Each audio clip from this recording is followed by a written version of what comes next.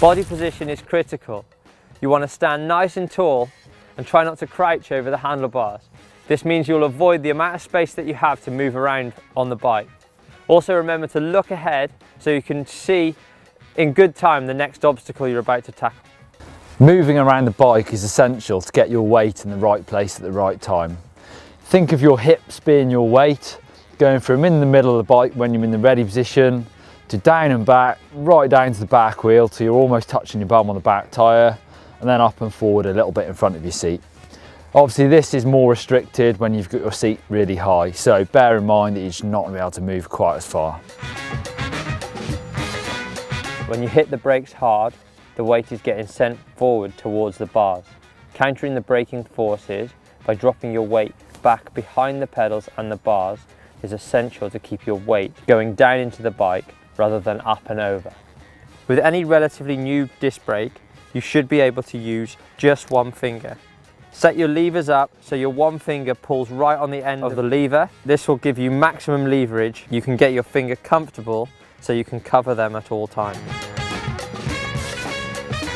Keeping your head up and scanning the trail is essential. Looking through the turns is a big one. Try and look to the exit of the turn. This is especially important when linking turns together nicely, so therefore your exit becomes the entry of the next turn. Try not to focus on the obstacle in front of you, but look past your front wheel and down the trail. Obviously this gets more difficult the harder or more scary the obstacle is in front of you. I make a big effort to remind myself to keep looking up. Moving on nicely from looking, let's have a look at line choice. Experimenting with lines can make a big difference to how well that trail flows. Here we've got a left-hand corner with a well-worn outside line or an inside line. The inside line is much shorter, but you just got to be careful that when you join the main trail again, you don't slide. So, trying to find smooth lines is going to help with traction, with braking and cornering, and also playing around with the straighter, shorter line. So I'm coming down a hill and I'm looking to the trail, looking like it's going up, so I'm changing gear early, getting into a nice easy gear, smooth cadence on the pedal, so I'm spinning nice and smooth, getting really good traction on that rear tyre. Cornering, think about lowering your weight to the outside of the bike. The lower your centre of gravity is, the more grip you'll find. So if it's smooth, lower your chest to the bike, and think about dropping your outside foot and weighting that foot. Also try and do your braking before the corner so that you can come off the brakes and get maximum grip in the corner. You can't always do that on steep stuff, so in that case just think about coming off your front brake as much as you can. Leaning the bike over and keeping your weight fairly upright is a great skill to practice when you feel comfortable with the basics of cornering.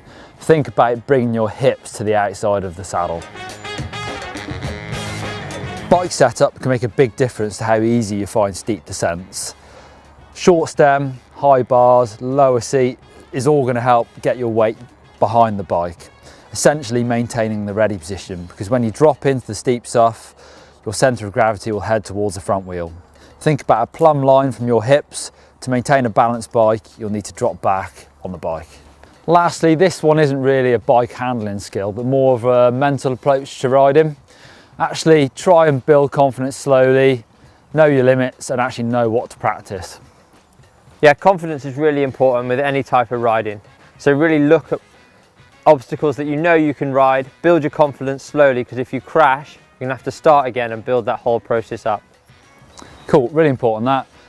So if you want to check out our 10 tips for riding single track better, click up here. And then also is our maintenance pre-ride checks, so click down here. All right. And on that note, subscribe to us here at GMBN. See you later, Neil. You're off here. See you, mate.